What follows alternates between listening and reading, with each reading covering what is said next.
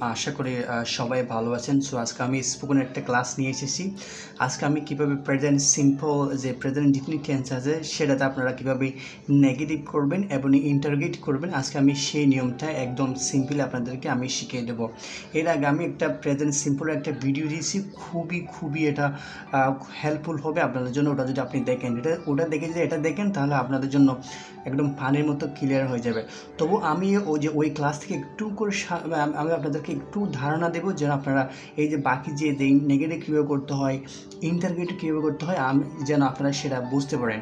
দেখেন আমি এখানে লিখেছি, দেখেন প্রথমে বাংলা বাক্যের শেষে যদি কোনো বাংলা বাক্য শেষে যদি করে, খরে, করি, খরে, রাখে, রাখা, আনা, পড়ি, পড়া, লেখা, লিখে ইত্যাদি যদি থাকে, কার শেষে থাকে, কোনো বাংলা সেন্টেন্সের শেষে যদি কোনো বাংলা বাক্য শেষে যদি এগুলো যদি থাকে, ইত্যাদি মানে এগুলো না থেকে অনেক কিছু থাকতে পারে, যেমন কি বোঝা, হ্যাঁ বুঝেন, এরকম অনেক কিছু থাকতে পারে। সেটা অবশ্যই কী হবে, দুই অক্ষর বিশিষ্ট হতে হবে, তাহলে সেটা হবে কি আপনার প্রেজেন্ট সিম্পল হবে, সেটা কী হবে প্রেজেন্ট সিম্পল টেন্স হবে। ঠিক আছে, আশা করি আমি বোঝাতে পেরেছি। এই বিষয়ে আমি বিস্তারিত ওই ক্লাসে আমি বলেছি, তবে একটা প্রাইমারি একটা ধারণা দিচ্ছি আপনাদেরকে।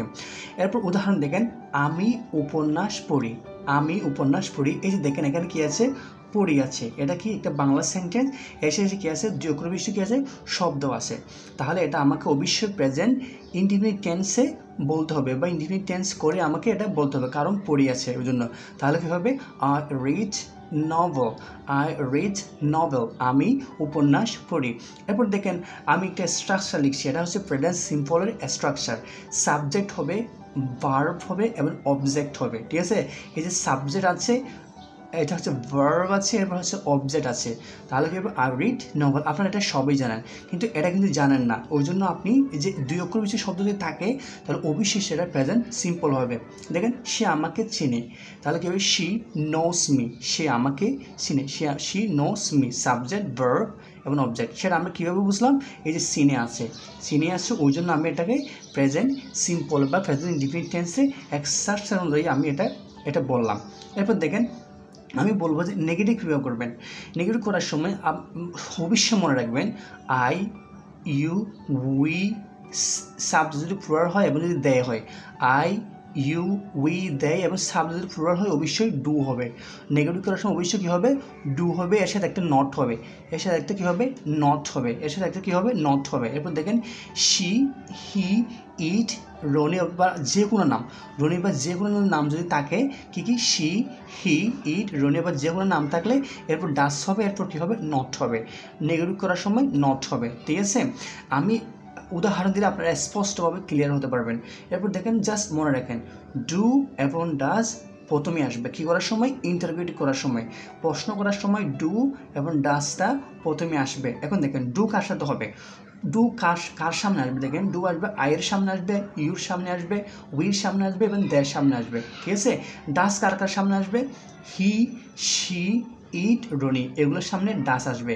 এখন যদি ব্যাপারটা যদি না বুঝেন তাহলে অবশ্যই আমি উদাহরণের মাধ্যমে ক্লিয়ার করে দেবো। দেখেন আমি এখানে উদাহরণ লিখছি, এদিকে অনেকগুলো লিখছি, দেখেন এদিকেও অনেকগুলো লিখছি আমি আপনাদের জন্য, আমি এগুলো স্টেপ বাই স্টেপ আপনাদেরকে বুঝিয়ে দেবো। দেখেন এখানে একটা দেখেন, এটা দেখেন, আমি প্রতিদিন বই পড়ি, আমি প্রতিদিন কী পড়ি, বই পড়ি। এখানে কী আছে, দুই অক্ষর বিশিষ্ট শব্দ আছে, তাহলে এটা আমাকে অবশ্যই কী করতে হবে, প্রেজেন্ট সিম্পলে করতে হবে, প্রেজেন্ট ডিফিনিট টেন্সটা স্ট্রাকচার অনুযায়ী করতে হবে। স্ট্রাকচার কি, সাবজেক্ট, ভার্ব এবং অবজেক্ট। ঠিক আছে, এবার দেখেন এটা করেন, আমি প্রতিদিন বই পড়ি, তাহলে কী হবে, I read book every day, everyday, আমি প্রতিদিন বই পড়ি। এই যে গেল আমি এটা আমি অ্যাফার্মেটিভ করে ফেললাম, আমার সেন্টেন্সের অর্থ করে ফেললাম। এখন আমাকে বললো কি নেগেটিভ করতে, তাই মানে নেগেটিভ আমি কীভাবে বলবো, এটা আমি বই পড়ি না, তাহলে বাংলাটা কী হবে, আমি প্রতিদিন বই পড়ি না, তাহলে কী হবে, এই আই আছে, আয়ের সাথে কী হবে, এই যে আমি বললাম আই, ইউ, উই, দে, এগুলোতে থাকলে এরপর নেগেটিভ করার সময় কী করতে হবে, ডুয়ের সাথে প্লাস নট যোগ করতে হবে, তাহলে কী হবে, আয়ের সাথে কি, আয়ের পর কী যোগ করতে হবে, do not. I do not read the book every day. Everyday. I do not, just এটা মনে রাখবেন, এটা আপনারা পারবেন। I do not read the novel অথবা I do not read the book everyday, আমি প্রতিদিন বই পড়ি না। তাহলে যদি নেগেটিভ করতে হয় এগুলোর এই যে আই ইউ উই দে এগুলোর সাথে কী হবে, ডুর পরে নট বসে যাবে। এরপর দেখেন আমি অনেকগুলো আরও লিখেছি, দেখেন আপনারা একদম সহজে বুঝতে পারবেন জিনিসটা কি আসলে। আজ থেকে স্পোকেনে ইউজ করতে পারবেন এবং কথাও বলতে পারবেন। দেখেন এটা ইন্টারভিউটি কী হবে, এটা আমি বলছি কি আমি প্রতিদিন বই পড়ি না। এখন যদি বলি নেগেটিভ যদি করি, আমি কি প্রতিদিন বই পড়ি, আমি কি প্রতিদিন বই পড়ি, তাহলে কী হবে, আই আসে। আমরা বললাম কি আয়ের আগে কী বসবে, আয়ের আগে ডু বা ডু বসবে, আয়ের আগে কী বসবে, ডু বসবে। এটা বললাম আয়ের আগে ডু বসবে, তাহলে এটা হবে কি do do I read, do I read the book, do I read the book every day, do I read the book every day, কি হবে এখানে কোয়েশ্চেন মার্ক হবে, এটা প্রশ্ন interrogative. Do I read the বুক, আমি আপনাদেরকে আগেই বলেছি, দেখেন আপনাদেরকে আমি আগেই বলেছি হচ্ছে কি দেখেন ডু প্রশ্ন করার সময় ডুটা কার সামনে হবে, আয়ের সামনে হবে, ইউর সামনে হবে, উই দেয় এগুলোর সামনে হবে। সেই অনুযায়ী আমি আপনাদেরকে বলেছি, দেখেন সেই অনুযায়ী আমি আপনাদেরকে বলেছি, দেখেন ডুটা প্রশ্ন করার সময় আগে চলে আসছে কারণ আই আছে ওই জন্য।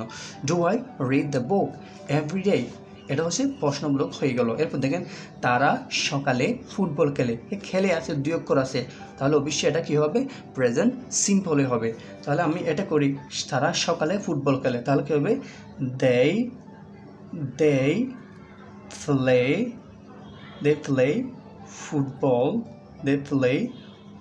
ফুটবল, তারা play football in the morning, তারা সকালে ফুটবল খেলে, they play football in the morning. এখন যদি আমাকে নেগেটিভ করতে হয় তাহলে কী হবে, দে হবে। আমি ওখানে বলেছি দেয়ের পরে দেয়ের সাথে কী হয়, ডু নট হয়, দেয়ের সাথে কী হয়, ডু নট হয়, তাহলে কী হবে, they do not play football in the morning, তারা সকালে ফুটবল খেলে না, এটা হচ্ছে নেগেটিভ। তাহলে কী হবে, দেওয়ার পরে আমরা কী বললাম, ডু নট হবে, ও পৃষ্ঠে আমি এগুলো বলে দিয়েছি। এরপর দেখেন তারা সকালে ফুটবল খেলে, তারা সকালে কি ফুটবল খেলে প্রশ্ন করতেছি, তাহলে কী হবে, দেয়ার আগেও কী আসে, ডু আসে, তাহলে কী হবে, do they play football in the morning, প্রশ্নগুলো চিহ্ন হবে কারণ এটা প্রশ্ন।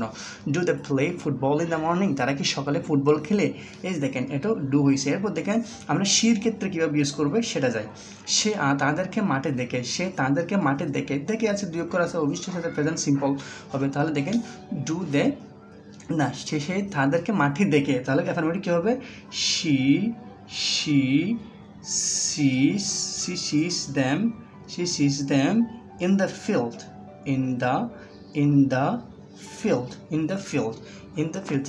সে তাদেরকে মাঠে দেখে, she sees in the field, এখানে এস কীভাবে হয়, এস কীভাবে হয় না, কোথায় এস হয় সেটা আমি প্রথম ভিডিওতে সুন্দর করে বলেছি, ঠিক আছে, ওটা যদি দেখেন সব ক্লিয়ার হয়ে যাবে। এখন দেখেন সে তাদেরকে মাঠে দেখে, she sees them in the field। এখন নেগেটিভ করে শির পরে কী হয়, নেগেটিভ করার সময় অবশ্যই ডাস নট হয়, আমি সেটা এই পৃষ্ঠাতে আমি বলেছি ডাস নট হয়, তাহলে কী হবে, নেগেটিভ করার সময় she does not see them in the field, সে মাঠে তাদেরকে দেখেনি এরকম, সে তাদের মাঠে তাদেরকে দেখেনি, সে তাদের মাঠে দেখেনি এরকম। এরপর হচ্ছে ইন্টারভিউটি কীভাবে করবে, সে তাদেরকে মাঠে দেখে, সে মানে দেখেছিল বা দেখে এরকম, সে কি তাদের মাঠে দেখে, তাহলে কী হবে, আমি প্রশ্ন করার সময় এগুলোর আগে কী বসাইছিলাম, ডাস বসাইছিলাম, তাহলে কী হবে, ডাস she see them in the field হবে, ঠিক আছে, প্রশ্ন চিহ্ন হবে, in the field, does she see them in the field, সে কি তাদেরকে মাঠে দেখে, এই যে দেখেন ডাস কেন হলো, কারণ সি আছে, আমি বেশি সুন্দর করে এর সাথে লিখে দিয়েছি। এরপর দেখেন রহিমা জোরে হাসে, হাসি আছে দুই অক্ষর আছে, তাহলে অবশ্যই সেটা কী হবে, প্রেজেন্ট সিম্পল হবে। রহিমা কী হবে, জোরে হাসে, তাহলে কী হবে, রহিমা কী হবে, Rahima Rahima LAUGS loves loudly LOUDLY loudly Rahima loves loudly এটা যদি নেগেট করা হয় তা এটা কি এটা যেগুলো নামের ক্ষেত্রে কি হয় আমি সেটা বলেছি নেগেট করার সময় যেগুলো নামের ক্ষেত্রে কি হয় ডাজ নট হয় তাহলে কি হবে রহিমা নেগেটিভ করার সময় রহিমা ডাজ নট লাভ মানে লভ এগুলো এটসেট্রা হয়ে যাবে এরকম এগুলো বসে যাবে লভ লাউডলি সে জোরে হাসে না এরপর দেখেন ইন্টারগেটিভ কীভাবে হবে ইন্টারগেটিভের সময় নামের ক্ষেত্রে আমরা কী বলেছিলাম ডাস হবে ডাসটা আগে আসবে তাহলে কী হবে ডাস রহিমা লভ ডট প্রশ্ন চিহ্ন তাহলে ডাস রহিমা লভ লাউডলি রহিমা কি জোরে হাসে মানে প্রশ্ন রহিমা কি জোরে হাসে তাহলে রহিমা জোরে হাসে না রহিমা কি জোরে হাসে এই যে দেখেন এভাবে আপনারা যদি প্র্যাকটিস করেন সেন্টেন্সগুলো লিখে কিন্তু 2 অক্ষর বেশি এরকম থাকবে আপনারা বইও দেখতে পারবেন কিছু পড়ার সময় আপনি এরকম 2 অক্ষর সেন্টেন্স দেখতে পারবেন সেন্টেন্স কি প্রথম থেকে যেখান থেকে শুরু হবে এরপর একটা পুরুষের থাকবে এই পুরুষের পাশাপাশি একটা কি থাকবে এরকম দেখে হাসি এরকম 2 অক্ষর বিশিষ্ট শব্দ থাকবে তাহলে সেটাই আপনি ধরে নেবেন এটা হচ্ছে প্রেজেন্ট সিম্পল টেন্স আপনি ওটা দেখে প্রেজেন্ট সিম্পল টেন্স যে স্ট্রাকচার আছে আপনি যে প্রেজেন্ট সিম্পলের যে স্ট্রাকচারটা আছে এই যে স্ট্রাকচারটা আছে সেটা ইউজ করে আপনি সেটা সেন্টেন্স তৈরি করবেন তাহলে আজ থেকে আপনাদের আর কোনো দিন ভুল হবে না তাহলে আপনারা ওই ভিডিওটা দেখেন এবং এই ভিডিওটা দেখেন আর কোনো ভুল হবে না আশা করি সো যারা এখনো সাবস্ক্রাইব করেন আমার চ্যানেলটা please do subscribe my channel and thank you very much for enjoying today's video. Thank you very much.